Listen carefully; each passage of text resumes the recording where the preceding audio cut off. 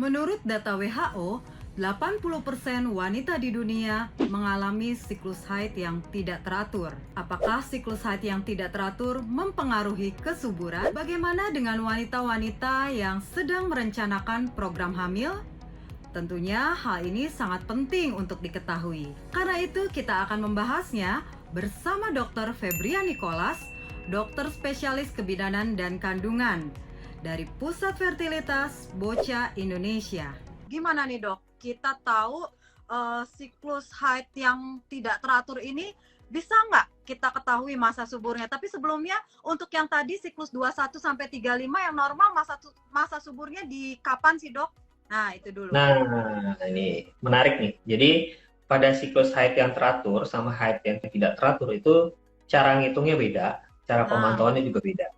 Jadi pada siklus haid yang teratur ya, kita harus pahami dulu bahwa ovulasi itu terjadi 14 hari sebelum hari pertama haid yang akan datang. Jadi bukan haid yang sekarang ya. Jadi haid yang akan datang. Jadi gampang tuh kalau selama 6 bulan terakhir kita teratur, misalnya contohnya 30 hari sekali misalnya. Tinggal 30 hari dikurangi 14. Jadi hari ke-16 haid dihitung dari hari pertama haid. Itu adalah masa ovulasi. Ovulasi itu adalah proses pecahnya cangkang sel telur supaya sel telurnya bisa keluar dan dibuahi sama sperma nih. Oke. Gitu. Dok, ya, jadi nanti dulu dok. Misalnya tadi kan haidnya itu di bulan Agustus tanggal 1. tanggal 1. Kemudian nanti di tanggal misalnya di tanggal 31 ya baru haid lagi ya. Berarti yang masa subur itu hari ke-14 sebelum. Sebelum tanggal 31. 4, 5, 6, 7, 8, 9, 10, 11, 12, 13, 14. Tanggal 17 dok, 17 Agustus ini sebenarnya nih. Masa subur di sini. Kalau tanggal 31 ya, kalau 31 hari ya. Oke. 14 gitu. hari Jadi, sebelum haid berikutnya. Haid berikutnya itu ovulasi ya. Jadi ovulasi itu pecahnya cangkang sel telurnya bisa keluar dan baru bisa dibuahi sama sperma. Jadi kalau cangkangnya nggak pecah, dia nggak bisa dibuahi sama sperma. Nah, masa subur itu kita bisa hitung 3 hari sebelum ovulasi dan 3 hari setelah ovulasi. Jadi sejak 3 hari sebelum ovulasi hingga 3 hari setelah ovulasi itu kurang lebih masa suburnya. Ya, jadi kalau mau berhubungan boleh di situ. Kenapa diambil masa 3 hari sebelum dan 3 hari setelah? Takutnya ovulasinya di bulan ini bisa maju atau mundur 1-2 hari gitu. Jadi kita tetap bisa dapat tuh. Usia sel telur itu setelah dia diovulasi itu dia mampu bertahan 24-48 jam. Tapi rata-rata cuma 24 jam. Gitu. Setelah itu dia mati. Ya, nah sementara sperma di dalam tubuh wanita itu dia mampu bertahan selama 72 jam, 3 hari. 3 hari. 72 jam. Jadi kalau kita berhubungan di dalam masa subur itu diharapkan bisa kena nih pas ovulasi dan spermanya masih ada ya. Artinya sebenarnya belum lepas sel telurnya, misalnya tadi di tanggal 17 harusnya, di tanggal 15 sudah berhubungan, artinya si spermanya udah standby nih dok ya? Udah siap-siap. Nah sperma itu kan ada sperma yang dia bergeraknya cepat, ada yang bergeraknya lambat gitu ya. Biasanya yang bergerak cepat itu dia membawa kromosom Y. Kromosom laki-laki. Yang bergerak lambat dia membawa kromosom X, kromosom perempuan. Jadi biasanya kalau ditembaknya nih 2 hari sebelum ovulasi terus hamil, biasanya yang jadi perempuan. Ini sekalian nih. Ovulasi masa subur biasanya tuh laki-laki. Biasanya laki-laki, tapi tidak 100% ya, tidak 100%. Ada juga sperma perempuan yang cepat jalannya, ada juga sperma laki-laki yang lambat jalannya juga ada, tapi sebagian besar begitu. Nah, kalau ada juga sperma laki-laki udah nyampe duluan nih, tapi dia nggak mampu menerobos cangkang tadi. Pertahanan sel telur gitu. Jadi yang bisa nerobos ternyata yang perempuan, bisa juga jadi perempuan. Makanya nggak 100%, tapi kurang lebih kalau mau dapat laki-laki, anak laki-laki atau anak perempuan boleh tuh dicoba. Nah, kita udah paham nih dok untuk masa subur atau ovulasi pada siklus haid yang teratur atau normal. Sekarang gimana dong dok? Tuh udah banyak yang tanya dok, kalau siklus haidnya tidak teratur, ngitungnya gimana dok? Nah, kalau yang nggak teratur ya, yang paling akurat ya tetap dengan pemantauan sama dokter kandungan dengan USG, dilihat perkembangan sel telurnya sampai dia matangnya itu di atas 17 mili ya, kemudian dipecahkan tuh dimatangkan, ada obatnya untuk mematangkan sel telur, kemudian diatur berhubungannya, itu yang paling akurat ya. Tapi kalau mau coba hitung-hitung sendiri di rumah boleh juga tuh. Jadi nanti misalnya dalam 6 bulan terakhir, siklus haid terpanjangnya misalnya 35 hari. Yeah. Siklus haid terpendeknya misalnya 28 hari misalnya. Yang paling pendek 28 hari, paling panjang, tadi atau jangan 28 deh. 35 sama 26 deh. 26 yang paling pendeknya. Okay. Ya. Jadi siklus haid terpendek itu dikurangi 18. 26 nah, jadi 26 kurang 18. Berapa tuh? 26 kurang 18. 26 kurang 18 berarti 8. 8. Nah, 35 yang siklus haid terpanjang dikurangi 11. 11. Berarti 35 kurang 11 24. Jadi dari hari ke-8 sampai udah hari ke-24 itu masa suburnya. Oh. Ya, okay. Itu masa suburnya. Nah, rentangnya tuh jauh banget memang. Jauh. Karena kan tidak teratur. Jadi kita nggak tahu dia masa suburnya kapan sebenarnya. Iya. Gitu. Jadi itu memang dok, kalau haidnya tidak teratur, jadi jangan pakai patokan kira-kira 14 hari sebelum haid berikutnya deh. Jangan. Justru kalau kita hitung tadi dari yang siklus terpendeknya dikurang 18, siklus terpanjangnya dikurang 11, itu jadi lebih awal sudah harus mulai siap-siap berhubungan ya dok ya? Iya. Dari hari ke-8 tinggal berhubungan selang sehari sampai hari ke-24 kalau nggak mau lewat.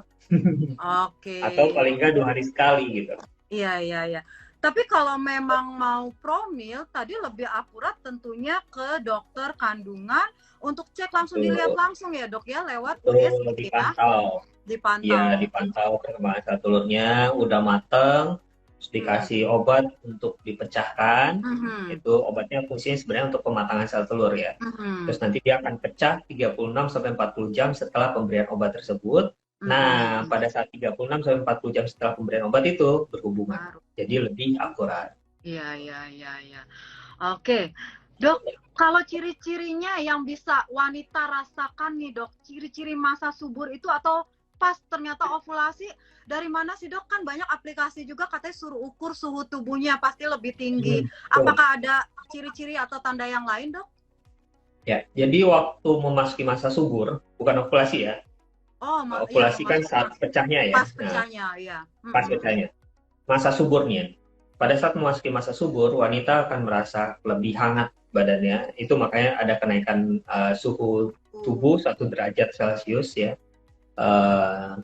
Kemudian si lendir serviksnya itu, biasanya kan kalau lendir cepat putusnya ya. Kalau lendir serviks masa subur itu dia lebih kental. Dan dia lebih elastis. Jadi kalau kita pegang, kita tarik begini, itu nggak putus-putus tuh kadang-kadang. Udah agak jauh udah putus gitu. Nah kalau yang biasa begini aja udah putus langsung. Gitu. Nah itu salah satu caranya. Kemudian biasanya ada peningkatan libido pada wanita. Yang tadinya malas, sekarang jadi lebih berhasrat. Gitu. Lebih bergairah gitu. Nah kalau pada saat ovulasi ya sudah misal masih masa subur.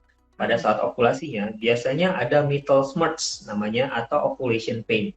Jadi, si sel telur yang mau pecah itu, ya, dia akan membesar. Terus, di dalam cairannya itu ada prostaglandin. Prostaglandin ini akan bikin nyeri di perut sebelah kiri bawah atau sebelah kanan bawah. Tergantung nih sel telurnya berkembang yang mana, sebelah kiri atau sebelah kanan. Kemudian lama-lama dia akan pecah. Gitu dia pecah. Pada saat dia mau pecah, dia nyeri tuh. Itu namanya ovulation pain atau mitral smerts. Setelah dia pecah itu nyerinya mulai hilang tuh.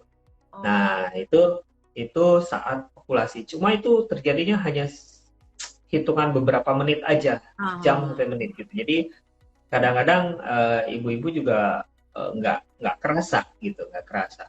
tidak merasakan. Apalagi kalau lagi tidur pecahnya, nggak kerasa gitu. Jadi, salah satu caranya untuk membantu memastikan ovulasi adalah dengan LH test atau ovulation test. Gitu, dicek aja tes begitu dia positif dalam 10 sampai 24 jam.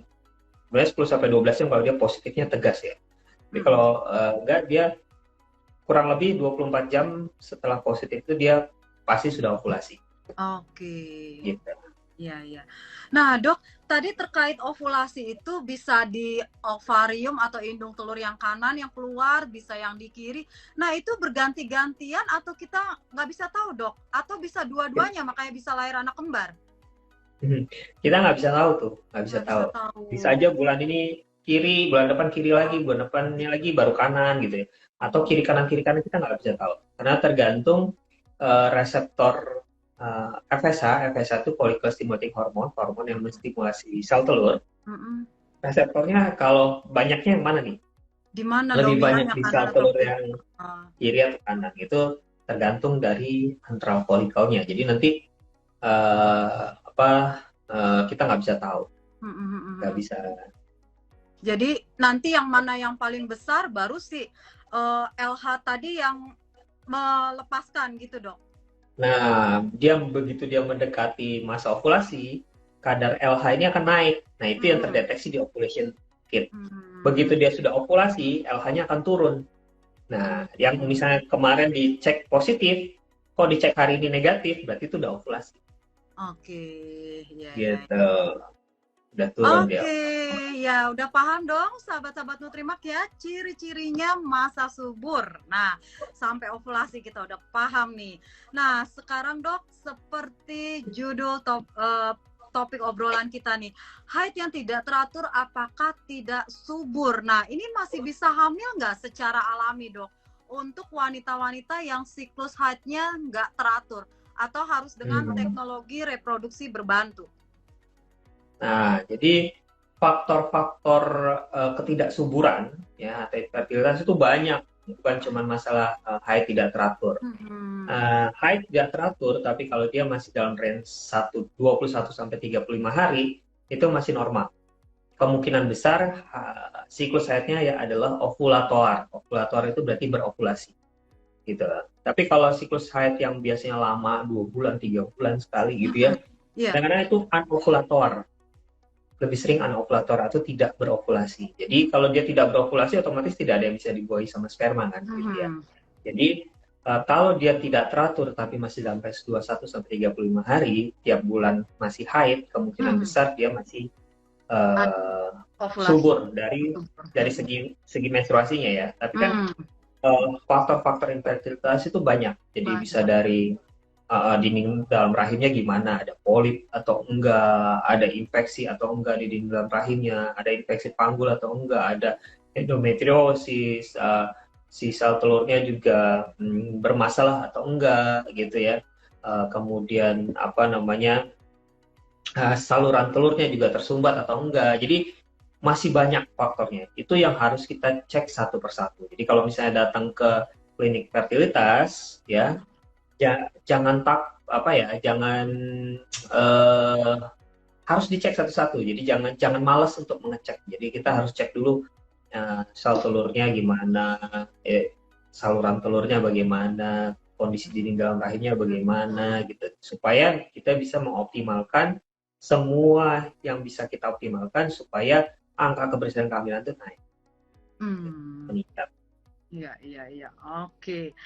Nah, sekarang gimana nih Dok cara mengatasi siklus haid yang tidak teratur? Terutama khususnya nih untuk wanita-wanita calon bunda yang memang sedang merencanakan kehamilan. Ya, nah jangan sungkan buat periksa ke dokter ya, terutama dokter-dokter kandungan yang bergerak di bidang fertilitas. Supaya dicari dulu nih penyebabnya apa gitu ya. Kalau penyebabnya PCOS misalnya, kita bisa obati dulu PCOS-nya, kita bisa coba stimulasi gitu ya, kita bisa coba pemantauan dan lain sebagainya. Kalau penyebabnya misalnya kayak POI ya, premature ovarian insufficiency, jadi banyak tuh pasien-pasien, saya nggak tahu, mungkin sekarang karena gaya hidup, pola makan gitu ya, sekarang udah kurang, nggak sebagus dulu mungkin ya. Dulu kan lebih banyak bahan-bahan alami mungkin ya. Jadi banyak juga wanita-wanita yang umur 30 tahun itu cadangan sel telurnya udah sedikit sekali. Kayak udah mau menopause. Jadi AMH-nya itu di bawah 1 gitu. Udah di bawah 1. Jadi apalagi wanita yang udah pernah melakukan operasi di indung telur, misalnya ada kista atau apa, itu biasanya cadangan sel telur juga ikut rusak, ikut turun. Nah, itu juga bisa menyebabkan menopause dini. Waktu dicek, ternyata AMH-nya rendah sekali. Dia sudah mau menopause dini. Jadi nggak heran siklus haidnya juga jadi nggak teratur. Iya. Nah, yang gitu mau nggak mau kita harus cepat-cepat udah bayi tabung.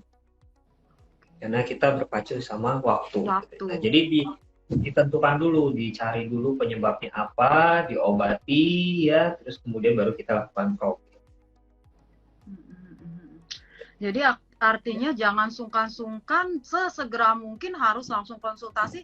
Nanti dokter yang kasih opsi ya dok ya. Kalau memang udah sedikit sekali ya mau nggak mau ya harus bayi tabung ya dok ya. Iya. Berpacu dengan waktu. Oke. Ya, jadi Iya.